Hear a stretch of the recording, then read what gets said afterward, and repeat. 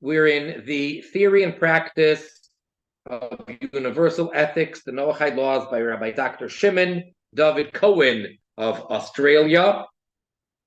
And we are currently in part 1, chapter 5, the theory of universal ethics, page 116, section 2, world society and the Noahide laws. We're basically going through the 7 laws and explaining philosophically how they practically fit into today's society and the problems with the society today, and how if they would only stick to the laws as they are given, the divine laws, then everything would make sense and the world would be a much, much better world. So we're going one piece at a time, showing the problem and, of course, the positive. Okay. So let us begin. International order and the sovereignty of states.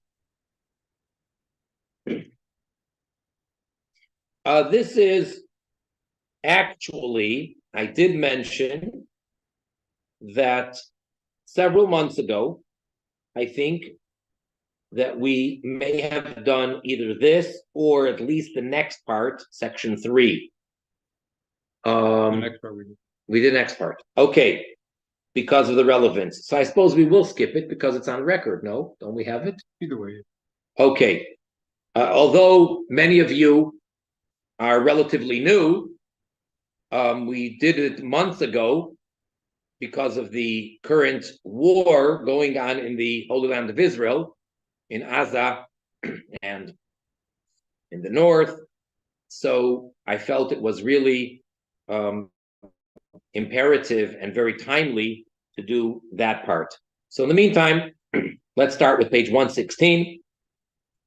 The sources of modern international law are customary international law based on practices which nations chose to observe. An international court of justice to which nations elect to subscribe. The United Nations, the members of which stand in political relationships to one another. Where also certain nations possesses veto powers. And finally,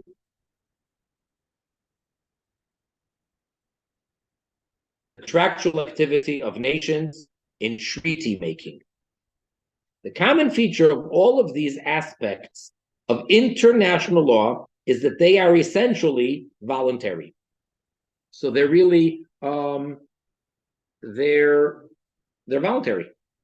So they're just circumstantial, or it's up to what people decided. They represent elective commitments of sovereign nations, which are bound to no moral or legal authority above their individual sovereign existences, except to the extent that they chose to subscribe or be bound by one. That authority, at all events, is not absolute.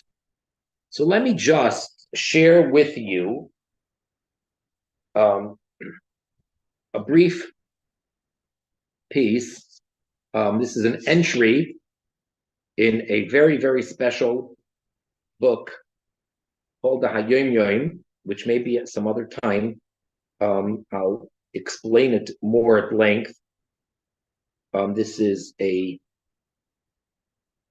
little bit of Torah study of Chassidus, actually, per day. It's divided up as a calendar, and every day has its piece. So it says as follows. This is in Hebrew and Yiddish. This one's Yiddish. I'm going to just read the English translation. There are 2 sorts of statutes, different laws. Generally speaking, 2 types. A, statutes that create life. And B, statutes created by life.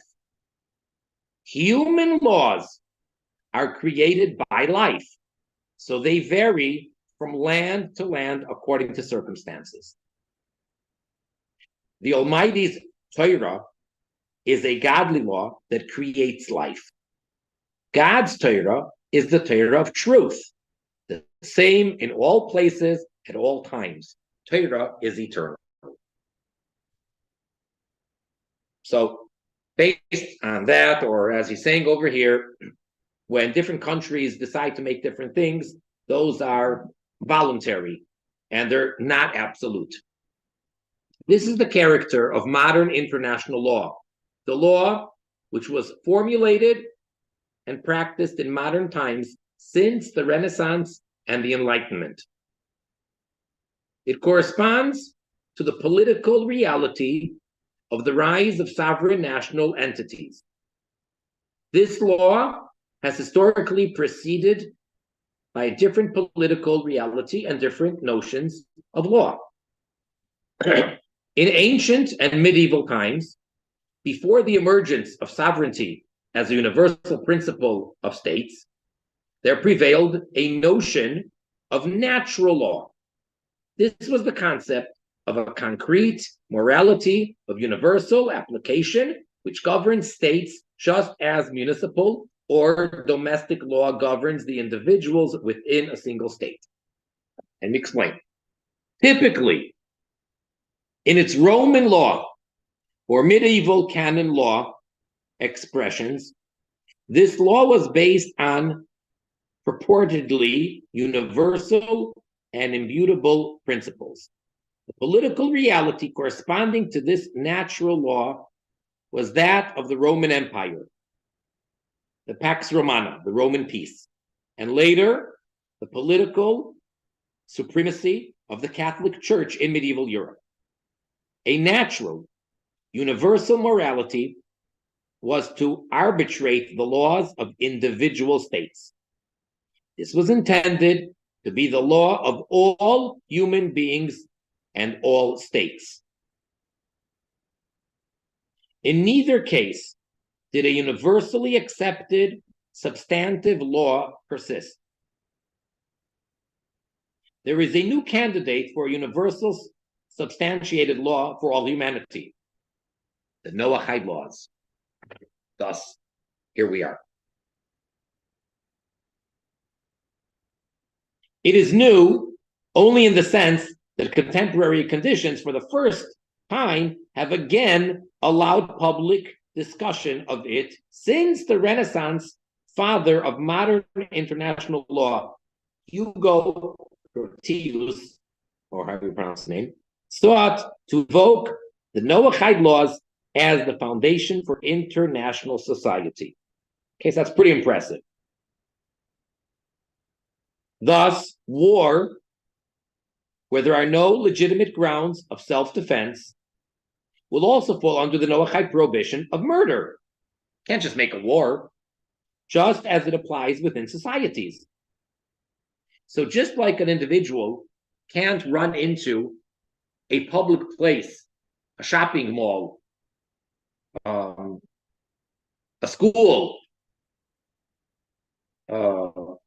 housing complex, or anywhere, and just decide to start taking things and shooting and killing, well, likewise, a country can't just decide to go out there and make a war. The conditions of peace set out by Maimonides in the laws of kings and their wars include acceptance of the Noahide laws by a nation vanquished in war. Okay, there, primarily, Maimonides, the Rambam, is speaking from the Jewish perspective of how Jews can and cannot go to war and what the grounds would be and what the rules are. But basically, the people that we're conquering need to accept upon themselves the Noahide laws. Let's see footnote 18 real quick. See Rambam, that's Maimonides. Hilchos Malachim, that's laws of kings and their wars. Chapter 6, laws 1 through 3. It is not simply a question of submission or surrender, but a substantive subscription to the laws which make normative international society. So it's not like we just came and we're forcing or we're taking over or we're enforcing our laws upon you. No, as a matter of fact, the Jewish nation has a different set of laws of how they have to run their government. We are enforcing God's given law for all of the nations of the world, for all of mankind. Peace is established to modify a phrase of J.F. Kennedy, ultimately, not by pacts or deterrence, so much as by a culture of peace and common grassroots values supporting this peace in the society's party to the peace. These common values and beliefs, intrinsic to all human beings, are contained in the Noahide laws. I don't think he said that last sentence, but otherwise, JFK put it pretty well. That the law of international order of world society is the concrete morality of the Noahide laws is of interest not only from a legal point of view, but also from that of the theory of international politics. It is far from realpolitik and notions of balance and mutual deterrence in an intrinsically lawless, anarchic world of sovereign nations. To the contrary, according to the tradition from Sinai, meaning the universal law of God, the order of the international community represents a moral imperum, arbitrated by suitably constituted and qualified courts of law. Hence, the first feature of a universal Noahide law, which places nations under God, is the continuity of national and international law. So, for example, here in the United States of America, that when we pledge allegiance, so we mention right away under God. That's proper. That's the way it's supposed to be. This does not remove authority from individual states in their own administrative and fiscal arrangements, nor does it seek to merge their culture personalities, but it subjects them to the same law of humanity, the Noahide laws, which is very broad, and there's a lot of, so to say, wiggle room within that broad law, but it has to be based on the God-given laws. Thus, many are aware of the words of biblical prophecy taken to be the inspiration for the United Nations. And they shall beat their swords into plowshares and their spears into pruning hooks. Fewer know the verses which precede them and form their introduction. This is in Isaiah. And we quote, translation. That's actually in two places. You'll see in footnote 20, Isaiah and Micah. They're exactly identical, these two prophecies. And many peoples shall go and say, come and let us go up to the mountain of the Lord, to the house of the God of Jacob. Notice many people, we're not talking about the Jews. And he will teach us of his ways, and we will walk in his paths. For out of Zion shall go forth the law and word of the Lord from Jerusalem. Again, this is what the many peoples will be saying. And he, the Messiah, shall judge between the nations and shall decide between many peoples. And they shall beat their swords into plowshares and their spears into pruning hooks. Nations shall not lift up sword against nation, neither shall they learn war anymore. Famous prophecy, and basically, this is one of the greatest things that we're looking forward to, that there will be true international world peace. All the countries, without exception, all of humanity will be living in peace. Now, how do we know we're ever going to get to such a point? Because God said so. Where did he say so? In the mouth of Isaiah, in the mouth of Micah. It's a prophecy in the written Torah, in the Bible. Now, The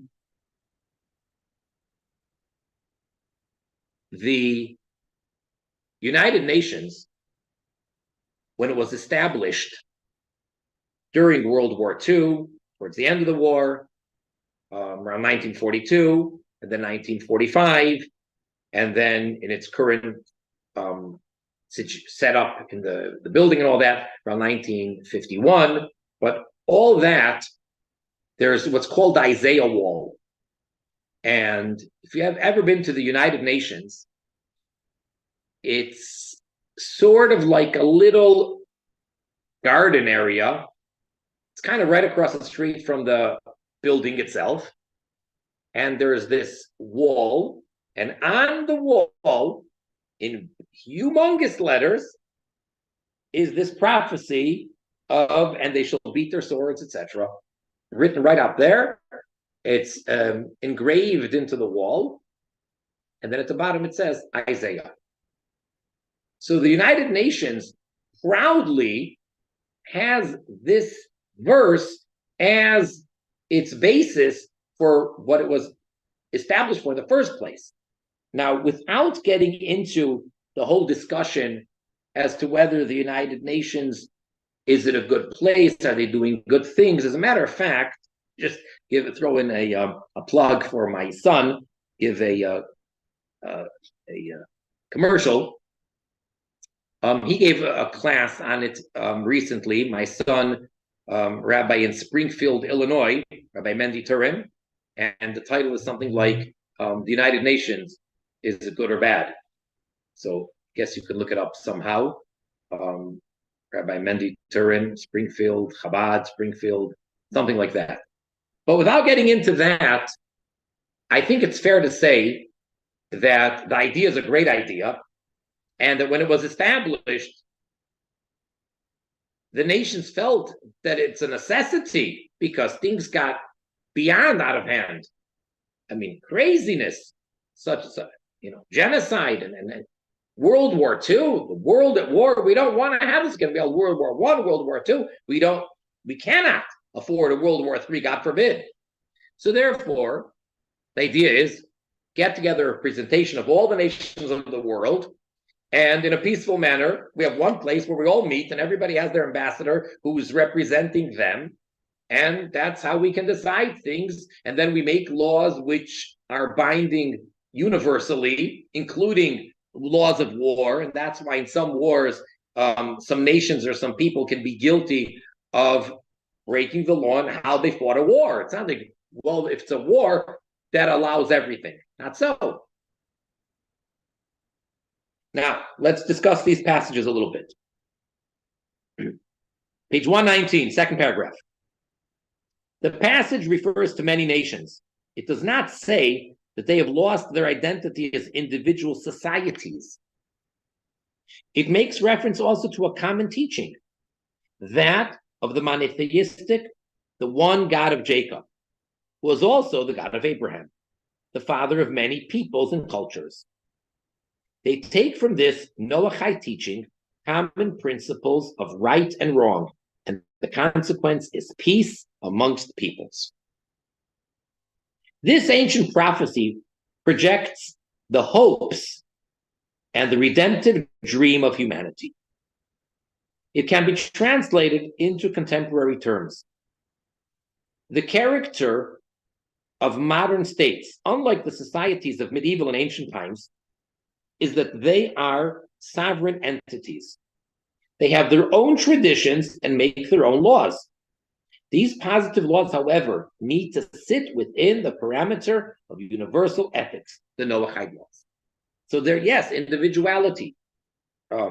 Biblically, 70 nations, okay? But of course, it doesn't necessarily have to literally be 70. They splinter off into others, and many of them are already long gone. But the idea is that the nations and each one has their customs, their traditions, and their laws, which may differ, but they all have to conform within this general umbrella of the Noahide laws.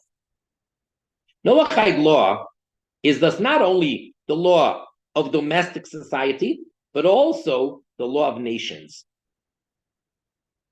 That's a very key sentence. That's the point he's making over here, but that's like, for a change, simple English, or relatively simple, and for a guy like me. And it's like, if you were to highlight something, I would highlight that sentence. Because people tend to think that the Noahide laws are for individuals. And us, or myself as a Jew, should try to influence people one by one, whatever country I'm in, wherever I find myself. And if right now I'm in Chicago, fine. And if I go to New York, if I go to Los Angeles, wherever I'm going, anyone that I have an interaction with or have a relationship with, so try to influence them about keeping the Noahide laws, as long as they're not a Jew and they are a Noahide. They're a human being, which is Noahide. If I go to a different country, whatever the language is, whatever the culture is, one by one, try to get people. That's nice. That's true. That's important. That's not the global picture. It's not only a domestic society. These are laws for the world. So therefore, for those that are able to, we need to implement them on a national level and ultimately on an international level by the lawmakers in the states, so forth. As mentioned above, Maimonides, the Rambam, in his code states that a condition of peace after war is the actual acceptance by the parties of the Noahide laws. War is ordinarily prohibited by the prohibition of murder, except in circumstances of self-defense. That's the general rule. This applies also to the defense of another, other than oneself. I have to mind someone else's business. If someone's life is in danger, if it's an individual, I have to step in to save them if I can. And if it's a country, then my country has to step in, as we did see in recent history.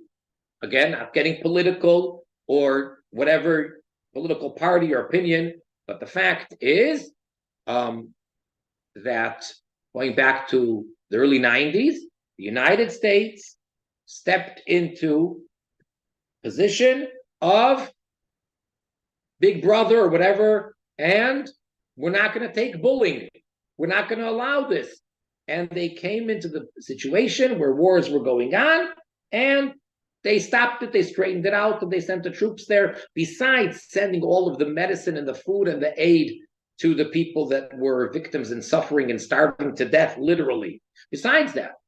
And it was done in such a way where it wasn't nearby geographically, and it wasn't directly connected. And the United States, I'm speaking as a very simple person and optimistic, as a very simple, observant individual, they really had nothing to gain. It wasn't like, well, your enemy is my enemy, my friend, your friend. It wasn't anything twisted like that, seemingly. They just went and did the right thing. Now, of course, I'm sure that there are many that say that, America shouldn't have, and they did it for their own gain, and then I'm sure there's many conspiracy theories that never ends. I'm just speaking superficially, simply. That is the way that it's supposed to be, that if there is a nation which is in danger or being attacked, and another nation can step up and prevent that, there's a moral obligation to do so, and therefore it falls under the general rules of the Noahide obligation. In such a case, the attacker or pursuer can itself be attacked mortally by a third party if there is no other way to stop it against its victim. Okay, this is basically based on the law. He's going to give the perfect classic example based on the law of an individual. And let me remind you of that law. And then it applies here as on a national level. But as an individual, if person A is chasing after person B to either murder them or rape them, innocent bystander, person C, is obligated to stop person A, preferably not by killing them. If possible, to just stop them, to hurt them, but not to kill them. If, however, the only way to stop the pursuer, the attacker, is by killing them, then in that unfortunate situation, by all means, that's what needs to be done. So that's between individuals.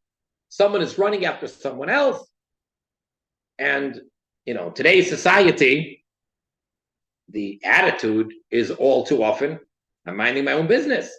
I mean, sometimes it's so scary. You can be walking down a very, very busy place, like let's say Manhattan. In the Midwest, we're a little bit more civilized, or so we would like to think. A place like New York, for those of you that are familiar with New York or New Yorkers, it's until you see it in real life, it's like, wow. You could be walking down the street, forget about somebody mugging someone else. You can, God forbid, almost be witnessing a murder, and just dozens of people, hundreds of people just walking by the train station or by the subway, or just, isn't anyone going to do something to stop us? Everyone's minding their own business. It's mind-boggling. It's terrible. It's terrible. We're in this together. That person is your business. Okay. Now, same thing applies on an international level, or between nation and nation. And now we're going to give an example from those of you that are old enough to remember. Otherwise, for those that are very young, I'm sure you know it because it's recent history. I remember it very well. Top of 120. It is interesting to note that just as much positive law doctrine, the law is essentially made by sovereign legislatures, is pitted against supra and transnational norms. So also it seeks to create a space of privacy, or create a shelter of sovereignty in which the individual states have unlimited autonomy.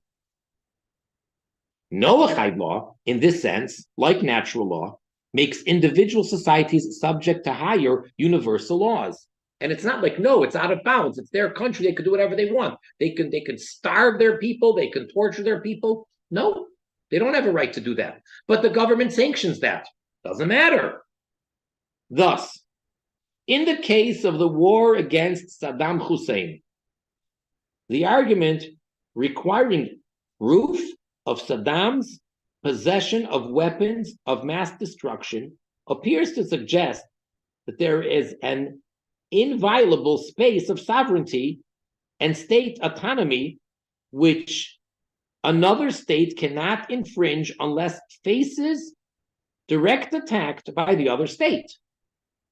Arguably, from the perspective of the Noahide laws, since Saddam was an attacker of others, a pursuer of peoples in his own domain, and an active obiter, however you pronounce that, of international terror against others, this alone could be reason to intervene against him. To him, arguably applied the principle of justified attack against the pursuer in the society of states. First of all, he was doing to his own people. And then, of course, we're talking about his attack on Kuwait in the summer of 1990. It's like, where'd that come from? Just because he wants to take over the small country that's very rich and has a lot of oil? Doesn't work like that. So why do we have to know exactly what type of massive destruction he thinks he has, and does he really have this? Does he really have that? And therefore, is the whole world in danger, or are we so on the other part of the world in danger? You don't need to know that in order to have the right to stop him and attack him. Since the starting point of modern world society is the phenomenon of state sovereignty without a common universal morality, there can never be an assured peace. This was the critique by Hegel of Kant's concept of a parliament of nations. And we quote,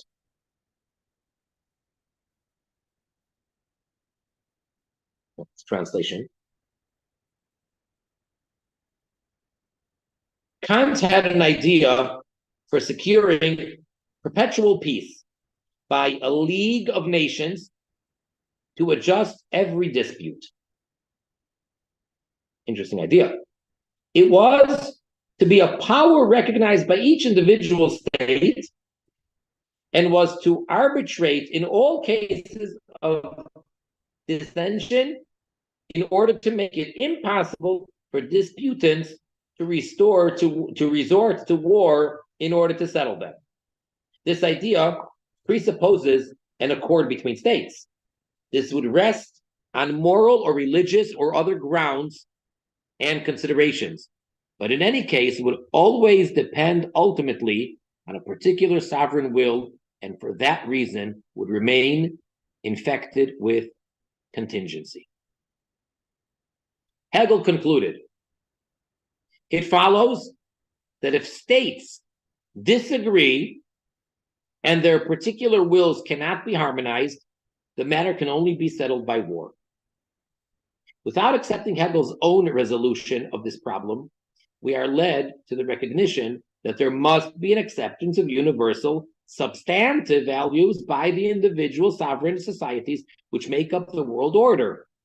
The Noahide laws need therefore to be ratified by individual societies and the legislatures. In other words, he said it in a way that it won't work. Well, he said, unless it's on a moral or religious or other grounds. So yes, it needs to be on that moral, religious ground of the Noahide laws. That's how it's going to work. So it's not that unless it's like that, it won't work. That's true. And therefore, not that let's come up with a different conclusion since it's not going to work. No, it does need to be based on the divine law.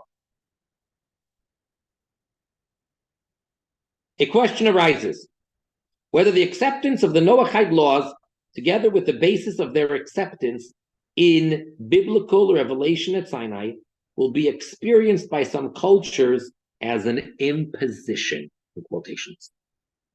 In fact, however, the religious cultures, which are cognizant of this common source of morality, constitute the majority of the world's population.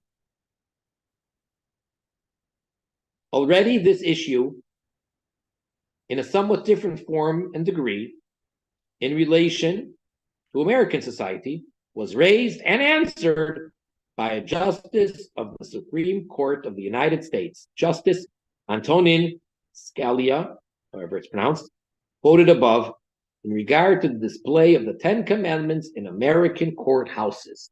Okay, mentioned that earlier. Now, if any of you ever walk into a courthouse here in America, they have different symbols and scales and all that. They have the Ten Commandments. So wait a second, what happened to separation of religion and state? Ten Commandments, that's a religious stuff. So it was challenged. And here is the ruling of the Supreme Court. The three most popular religions in the United States, Christianity, Judaism, and Islam, which combined account for 97.7% of all believers. It's pretty high, 97.7%. Are monotheistic. All three of the religions, monotheistic. CUS, Department of Commerce, Bureau of Census, Statistical Abstract of the United States, 24, 25, page 55, 124th edition, 24, table number 67. All of them, moreover, Islam included, believe that the 10 Commandments were given to God by God to Moses and are divine prescriptions for a virtuous life. See 13 Encyclopedia of Religion, 9074, second edition, 2015. The Quran, 104. M. Halim translation, 2004. Okay? So that's a pretty strong argument in defense. Judaism, Christianity, and Islam. Did anyone notice that? I just want to point it out. In the actual order, the way it was mentioned by the justice of the Supreme Court, the order is Christianity, Judaism, and Islam. And the author of this book, Rabbi Dr. Shimon David Cowen, took the liberty, now that he's saying his own words, to modify the order a little bit. Judaism, Christianity, and Islam. Anyway, be that as it may, I couldn't help but notice that. Judaism, Christianity, and Islam together also constitute the majority of global culture. It's not just in this country. Those are the three main religions of the world. Just as they all explicitly acknowledge the divine revelation at Sinai, the 10 Commandments, so too, it is not strange to refer them to the tradition from Sinai, which includes the Noahide laws. The 10 Commandments uttered at Sinai are both consistent of a piece with Noahide laws and constitute their revelatory foundation, affirming and specifying a tradition or moral covenant which goes back to the dawn of civilization.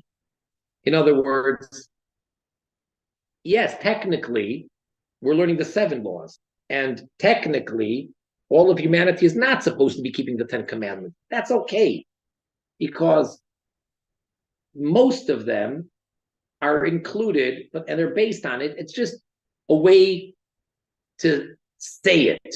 In other words, the reason why all of humanity is obligated to keep these 7 laws with all of their details and so forth is because God said so and gave the mandate to Moses to tell the Jewish people to spread this and to get everyone to keep it.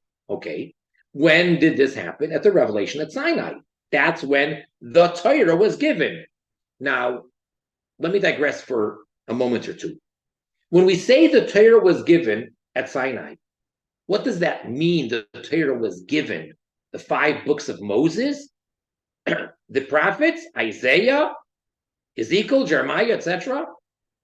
The Ksuvim, the scriptures, the written, the book of Psalms, Kings, what are we including?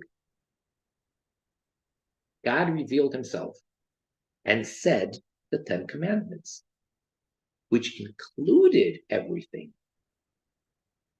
When we say the giving of the Torah, so in common language within the Jewish world, Torah generally means the scroll that is kept in the ark, which contains the 5 books of Moses. That was not given at the revelation at Sinai, even though the Jewish people refer to that day as the day of the giving of the Torah. What was given was nothing tangible. We didn't get the tablets then either. That came 40 days later.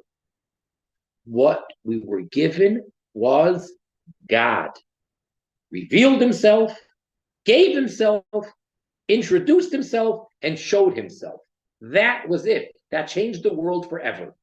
Now, after that, Moses went back up, and then came the tablets, and then for the next 40 years, he was writing as it was dictated to him by God. And only at the end of the 40 years This revelation at Sinai was the beginning of the 40 years. 40 years later is when the first 13 copies of the scroll of the Torah were ever written. So when we say given the Torah, that includes everything. And of course, the 7 Noahide laws. So therefore, it's not so terrible to have it represented or a symbol of the 10 commandments and refer to it as the 10 commandments. Just for the sake of accuracy, it's not the 10 commandments, because as we say, one of the 10 commandments is to keep the Shabbos. And Noahide is not allowed to keep the Shabbos in the same way that a Jew is obligated to keep the Shabbos. So it's not the same 10. But the 10 commandments are the basis, and in that sense.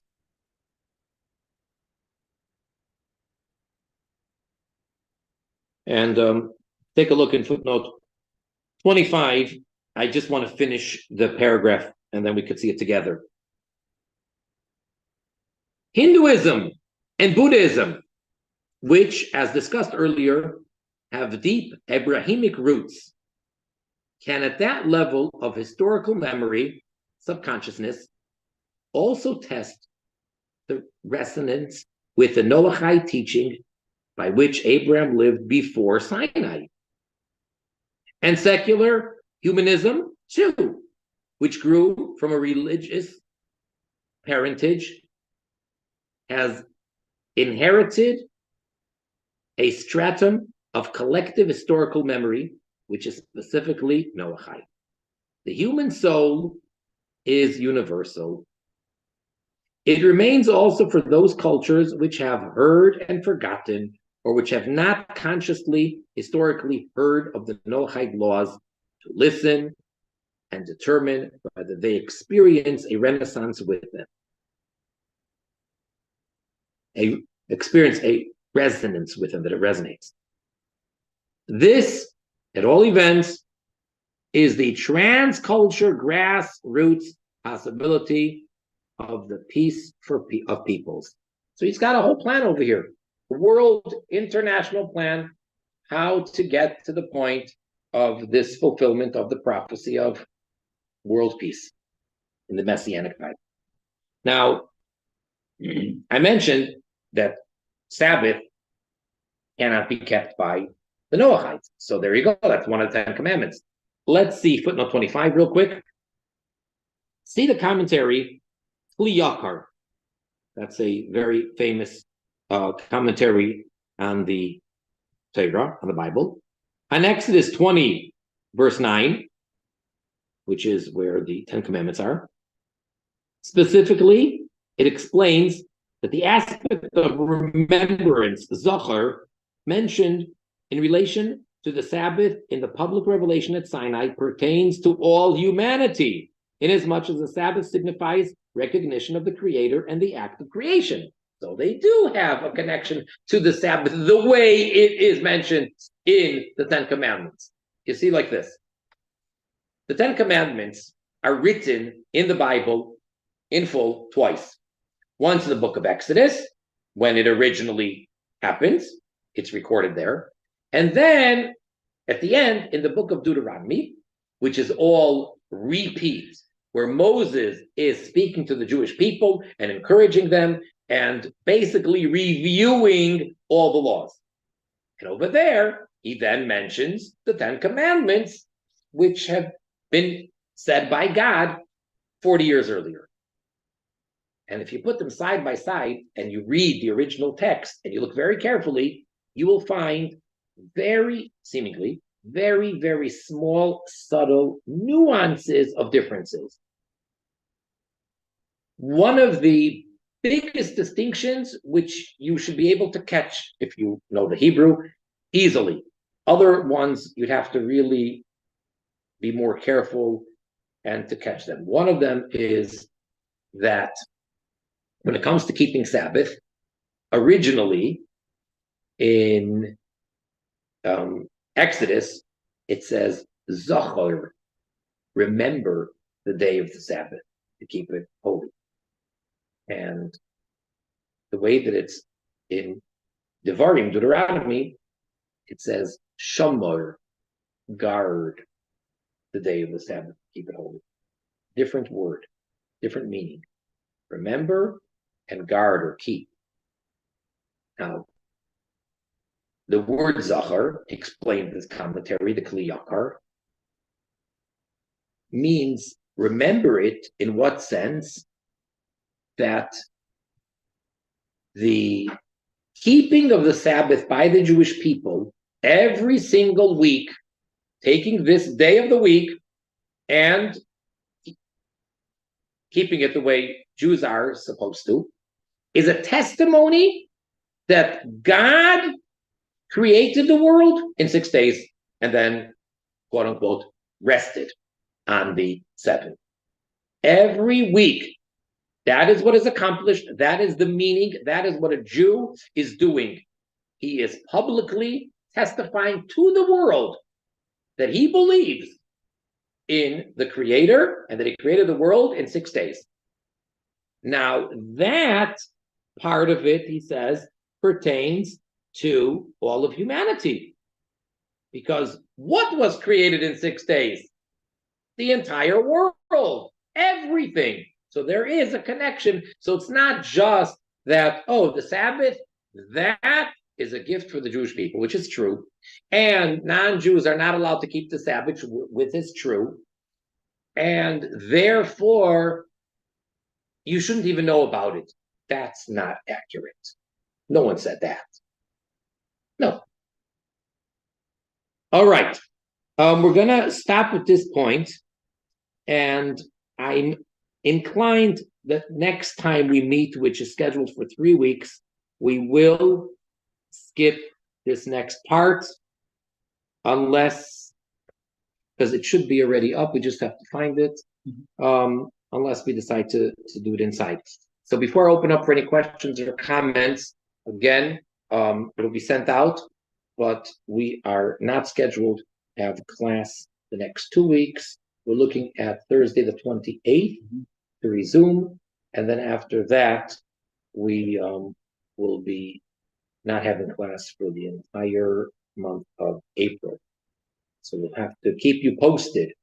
Any questions, comments, clarifications, disagreements, anything?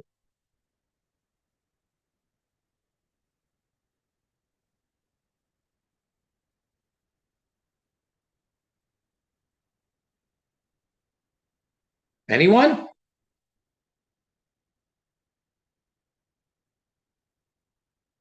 Greg, turn on your microphone. It's very far. I apologize. Just with the Shabbos, do I invite non-Jewish friends over to be part of the night with me sometimes? And that, it's been part of it. That's what you can do with the bed. Yep. Well, 1 second. Greg? Yes, that's correct. Are you Jewish or are you Benoch? I'm a Jew. You're a Jew. Yep. What makes you Jewish? Just for everybody to hear. What makes you a Jew? Because my mother's Jewish. Okay. What makes your mother Jewish? Because her mother was Jewish. How far back does that go? All the way back generations. I'm a direct descendant of the Mahal of Prague. But Maharal was male. That doesn't make you Jewish. Sorry? But that's your paternal lineage. That doesn't make you Jewish. He was male. What makes you Jewish is because your mom goes all the way back to the revelation at Sinai, to the children of Israel. Right. Yes. Okay. What's your Hebrew name? Samuel Onkabus. Samuel Onkabus. Onkabus is your last name? That's my Jewish last name, yeah. I've made it my Jewish last name, yeah. Got it. Okay, so to have Noahides over for Shabbos, for a Shabbos meal, I don't see any problem with that. As a matter of fact, just let me get a little bit legal for a moment, technically legal, it's actually more of a problem or a problem to have non-Jews, Noahides, for a festival meal of the Chagim, of the Yom Tovim, than for a Shabbos. And that's for a very simple reason. I'm trying to keep it simple. One of the things that a Jew is not allowed to do on the Sabbath is cook or bake or fry. All our food is prepared before Shabbos, and it's just kept warm on Shabbos. So a Jew would not even cook for himself. So if, let's say, I was expecting 10 guests to come over for my Shabbos meal, 10 Jewish people, and I prepared for about 15 people, in case some people want a second helping. But lo and behold, 30 people show up. I cannot throw in some more potatoes into the stew or some more pieces of meat. No way. That would be a desecration of Shabbos. I got to be innovative. Got to try to make smaller portions. I don't know what I got. I'm limited. I'm stuck. Whatever it is. I cannot, under any circumstance, unless it's a matter of life and death. So, and having your wife get upset doesn't count. So, I cannot cook. Okay. On the other hand, though, on all the Jewish holidays, if it's not on a Shabbos, Rosh Hashanah, Sukkot, Pesach, Shavuot, all the festivals, cooking is permitted. However, there are certain limitations. A, I can only cook for that day. If you have leftovers, that's fine, but you can't purposely make an amount that's going to obviously be left over. I can only cook for that day. And B, I can only cook for Jews. I can't even cook for my non-Jewish roommates. I can't even cook for my animals. My animals, that normally I don't feed them raw stuff. I cook for them. My pet, whatever, eats cooked food. I cannot cook for them. So therefore, if you're going to invite a Noahide for your Passover Seder,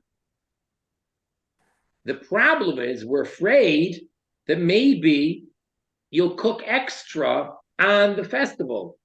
And that can be a problem because can't do that. Whereas on Shabbos, that's not going to happen because I would never cook more food on Shabbos. So therefore, that's strictly from a legal, very straightforward legal perspective, why it's not a problem to invite Noahites for the Shabbos meal. However, it is important that they understand that the goal is not for them to keep Shabbos in the same way as it is for a Jew. That means to say, let's say they're coming Friday, and the Jewish women are lighting the Shabbos candles. So the Noahide women should not participate in lighting the candles. I'm not going to say it's absolutely forbidden, but I will say that it should absolutely not be done. Hope you picked up that difference. It should not be done. Kiddush, over the cup of wine, is recited traditionally by the head of the household. And if other people want to say the Kiddush, they may. Noahide should not make his own Kiddush. That's a big problem because Shabbos is not for Noahides the way that it is for the Jews. You agree? 100%. Okay. Good. But if we go to a Jewish home and they're saying Kiddush, Yes. would we say amen? Yes. Yes. The question was just asked. Bob asked if when you hear a blessing, you answer Amen. Amen has basically two meanings. One is if it's a prayer that you're asking for something, Amen means may it be so. And the other one, if it's a blessing, if it's stating a fact, it's not a prayer asking for something, but it's blessing God for having done something, then Amen means I affirm, I agree with that statement. So when someone hears someone else saying a blessing, so you answer Amen, that basically means I agree. Now, even if it doesn't apply to you, you still agree. So if a Jewish man is saying, blessed are you, God, King of the universe, who has sanctified us, Jewish people, and given us your holy Sabbath, and has made us different from all the nations of the world, and has chosen us to be your chosen people. Blessed be you, God, for sanctifying the holy Shabbos. When you answer Amen, you're not implying that you're one of those people. You're saying that's true. I agree. For example, one of the morning blessings, which many of you may know, in the long list of blessings, so the last one actually in the series, where we thank God for different things. So 3 of them are negative. We thank God for not having made us. And the last one is Isha, a woman. So a Jewish man makes that blessing every morning without getting into that whole discussion, which is a whole discussion for itself. A Jewish woman obviously skips that blessing. But what happens when a Jewish woman hears the Jewish man saying that blessing? Should she answer Amen? Yes, because it's a true statement. He's not a woman. She's not saying neither am I. She's saying, I agree that you just bless God that you're not a woman. And for that matter, I would say that 2 blessings before that, it says, Shaloi asani goy, that the Jewish man or woman is thanking God for not having made me a non-Jew, a Gentile, a Noahide. So if a Noahide happens to hear a Jewish man make that blessing, should they answer Amen? And I would say yes, because you're not saying that I'm not a goy. You're saying that I agree that he's thanking and blessing God that he's not a goy. That's a true statement.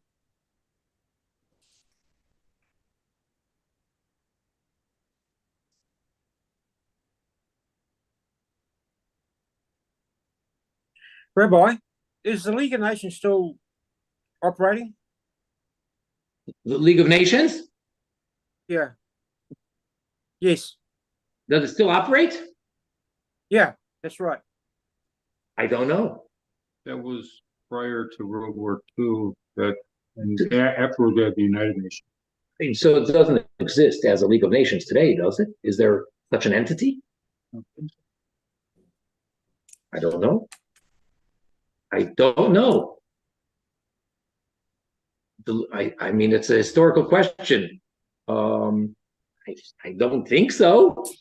League of Nations was dissolved right before World War II, after Germany, I think, invaded Czechoslovakia or something like that. So it's a historic piece of it doesn't exist anymore, right? After 1942. April of 1946, it ceased. Yeah, so it's basically the United Nations. Well, yeah, it's the United Nations. It became the United Nations, basically. Okay.